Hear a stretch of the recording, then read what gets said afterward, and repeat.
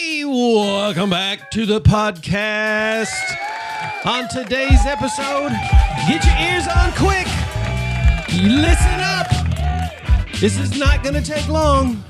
In and out. In and out. This is going to be a quick one. You got to get yourself ready. Put everything else out of your mind. Right now, it's time to listen and listen up good. We are in chapter 8, listening. Yes, we got Dr. Parker in the house. We got Pastor Mike, and we're here on Just These Guys, you know, and this will be a short episode. It is going to be short. It's going to be good, though. Man, this is going to be good. If you do this right here, your life will improve drastically. 2 words. Hit it. Shut up. All right. Well, thank you, Doc. We appreciate this. Thank you was guys a great for tuning in episode. today. Yeah. Just another episode of Just These Guys, you know. This is going to be an easy one to edit. We're in brown. No, it's really that simple, though. Just shut up. One of my favorite scriptures, as I was reading through this chapter, which is a short chapter, you start out saying in chapter 8, this is going to be a short chapter. Then you say 2 words, shut up. Now, there's something to that. There's something to shutting up. Right. There's very simple skill sets. Well, I say simple, but there's 2 constructive, specific skill sets that we would benefit from in listening to other people. That, and again, in our quest to manage our anger, which is really not what we're trying to do. We're trying to empower ourselves. We're trying to turn this emotion we call anger, which is energy and focus. We're trying to turn it into our advantage, and 2 specific ways that we can listen to other people, use our energy to listen to other people, can be very powerful. Yep. So James 1:19, one of my favorite scriptures, says, everyone should be quick to listen. Boom. Slow to speak. Yes. And then here's what I really love, and I've never really considered it until till you wrote this book and we've kind of dove into it. It says, then be slow to anger. It doesn't say, all right, listen up, shut up, don't get mad. Right. Don't be angry. Right. It says be slow to it, because then there's power in it. Yes. And so follow that order. But that's exactly what you're talking about. Right. And we're building here. We're up to chapter 8. These are all skill sets. These are all fitting into the anger management model. Next week, we're going to kind of dive into the model a little bit and look at some examples of how you pull all this together. But to understand the model, you have to understand some of these subsets, some of these concepts and principles for the model to really take power. And so a quick summary of the book, a quick summary of what we've been doing to this point. We went through the introduction. And in the introduction, hopefully you learned that anger is a good thing. Anger was given to us by God, so how do we use it as He designed? Chapter 1, we've learned that anger is a problem-solving tool. It was given to us to help us resolve a problem. In chapter 2, we introduced the anger model so you can see where we're plugging all this stuff into as we unfold over the chapters. Chapter 3, we talked about boundaries. And specifically, we talked about the boundary between ourselves and other people. And since we can't control other people, focus all of your energy on controlling yourself. A man without self-control is like a city who's been broken into and walls been laid bare. We would become vulnerable to outside attack. Chapter 4, we started looking at perceptions. Perceptions are a huge process in all of this. And our perceptions, because they're like sunglasses, that whatever's going on out there, that data, that information is coming to us through this filter, this mental filter called perceptions. And so how we perceive things determines how we feel about it. So if we're going to control ourselves, we have to start by controlling our perceptions. And the first one we looked at in chapter 4 that was very important, should statements, should, must, have to, need to, gotta, supposed to, expect, these things lead to frustration, give away control, and create resentment. So learning how to change that perceptual process to resolve and manage this anger better.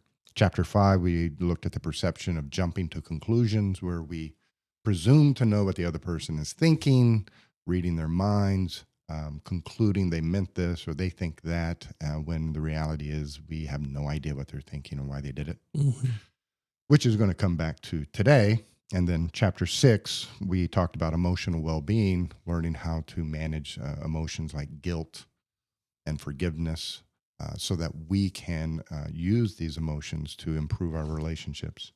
And then last week we talked about chapter 7, which was assertiveness, and that's where the rubber really starts to hit the road. All this stuff we're doing, all this mental processing that we're doing, how do we take that to another person in a way that resolves conflict as opposed to increases it? And we do that through a tool called assertiveness, where I let other people know about me rather than talking about them, which is aggressive. I'm going to talk about me, which is assertive. And then in the book, there are remaining assertive skills because our first assertion doesn't always work very well. And then today, listening. And I have 2 kind of specific areas where I encourage people to develop the skill set of listening. And Before we head there, the other day, Dawn said to me, "Hey, you are the bomb." Really? Yeah. She's so nice. And I thought, really? And so I said, really? And she said, yeah. You're like a ticking time bomb just waiting to go off. Can you get it under control?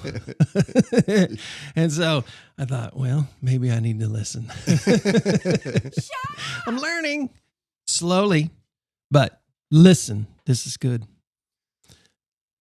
This is good, this chapter. And now, I like the way you go into the active listening the first one was the intentional listening. Right. There's 2 levels to listening. One is intentional listening, and that is where we come to some sort of issue with another person, and we're looking to say what's on our mind. We're looking to speak what we're thinking.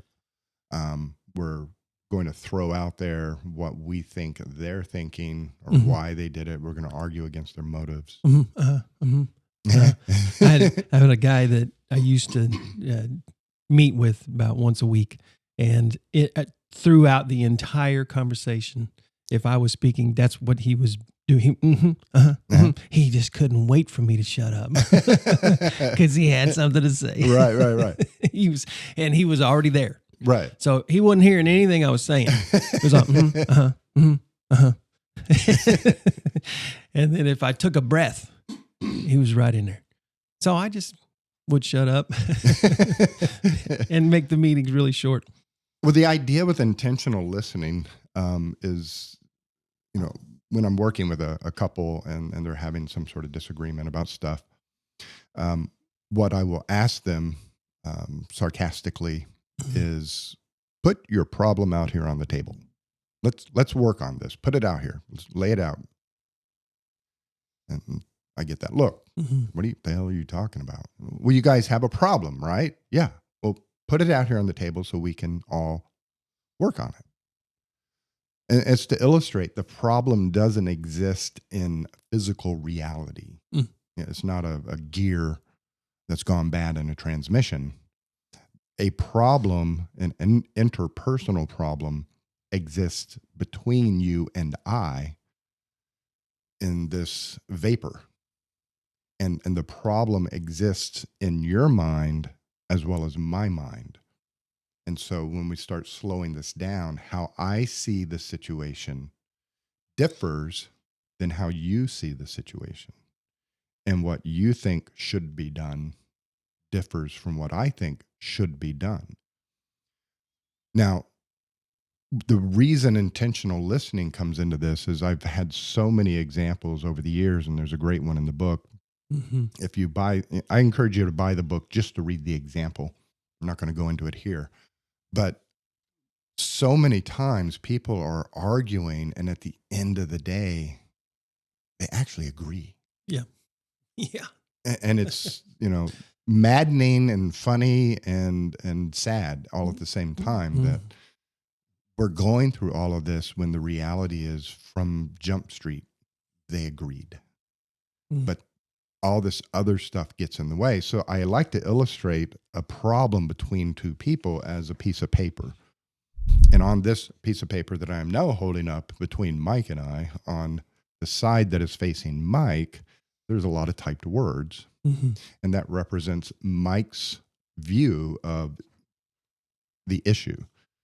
Mike knows his history. Mike knows why things are important to him, his beliefs, his values. Mike knows what he's been through, what he's tried in the past. Mike knows how he is looking at this particular moment in time. And Mike knows what he thinks the next steps should be. And I'm thinking, be like Mike. Yeah. Now, can you see the other side of the paper? Mm-mm. So on this side of the paper is my history, what I've gone through, what I believe, what I think, how I see the problem, what I think the next step should be. And so when we're trying to resolve a problem, this represents the problem. I'm only aware of half the problem. Hmm.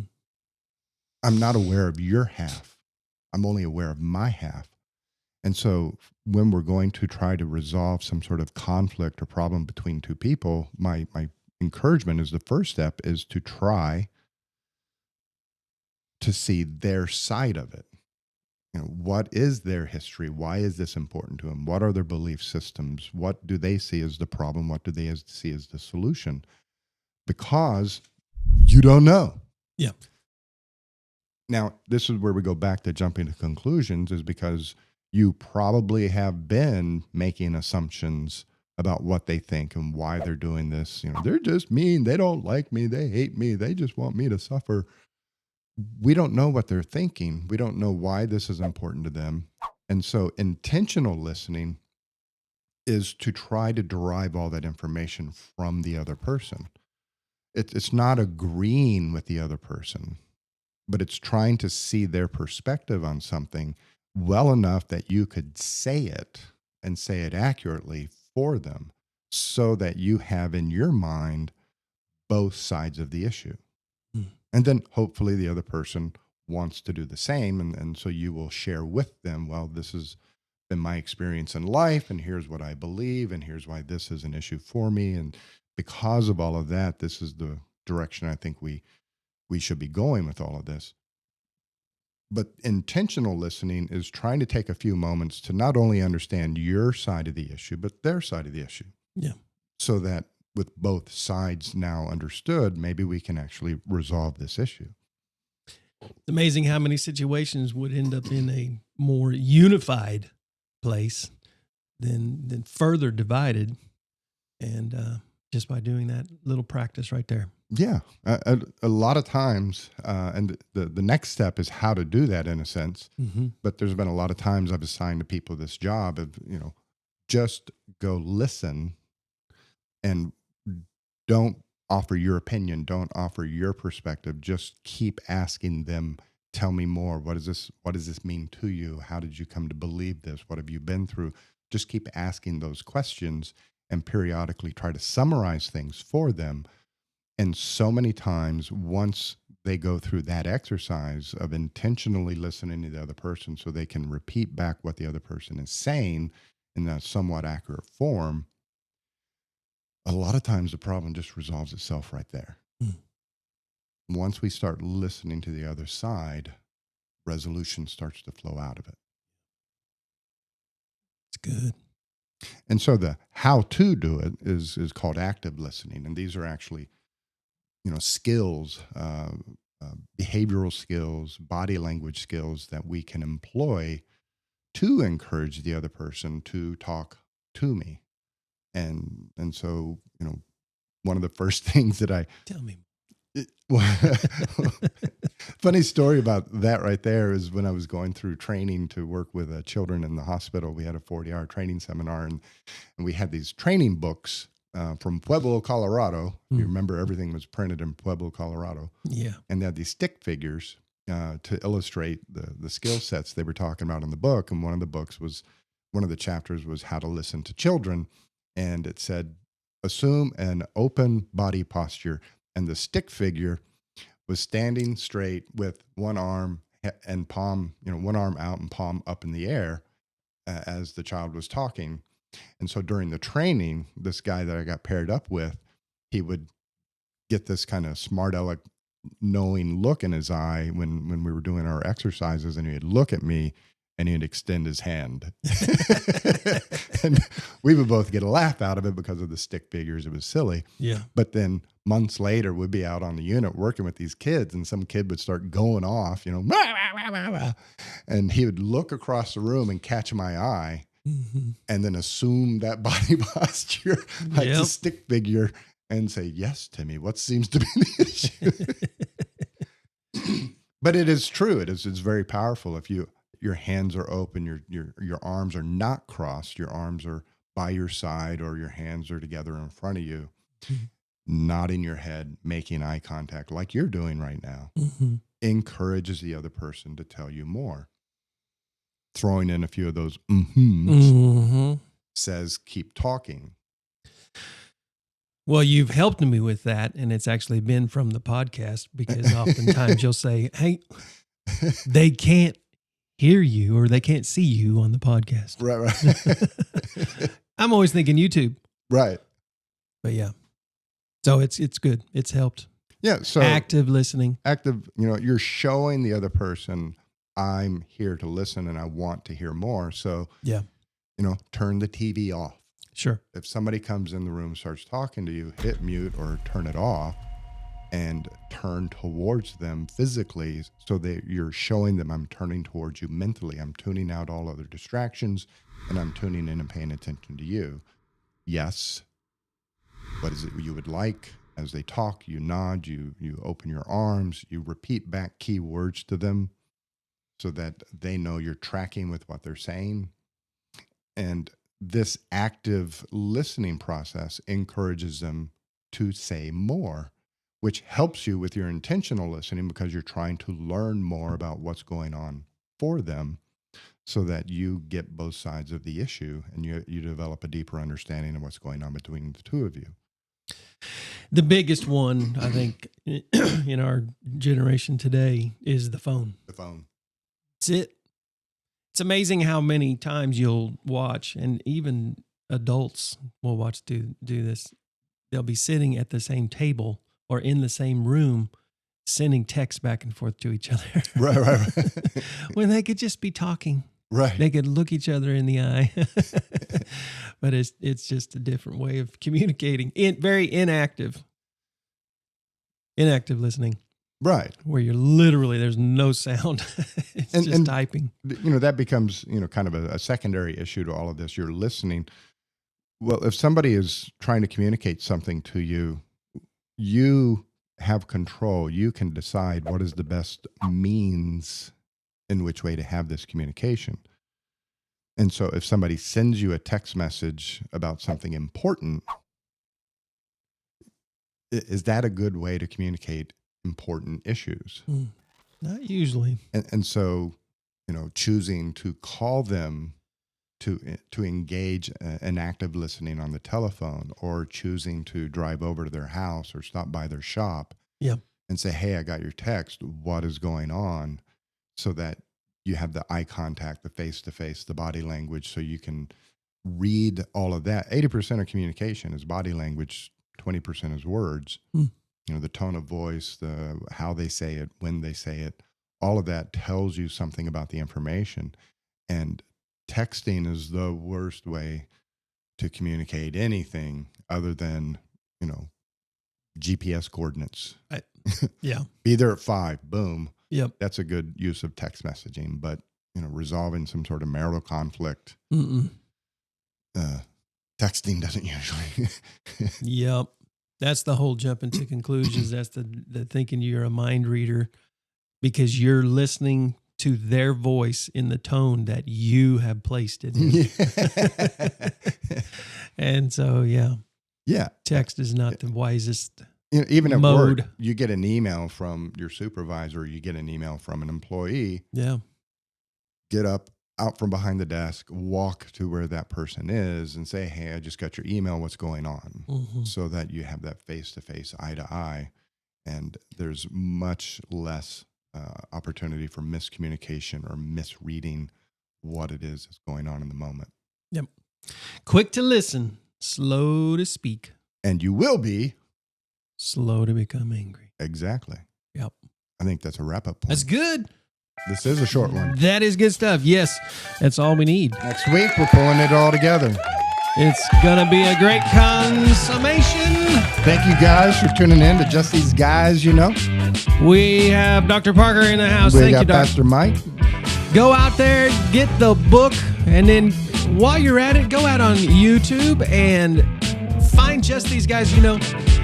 Click the like button and share. Boom.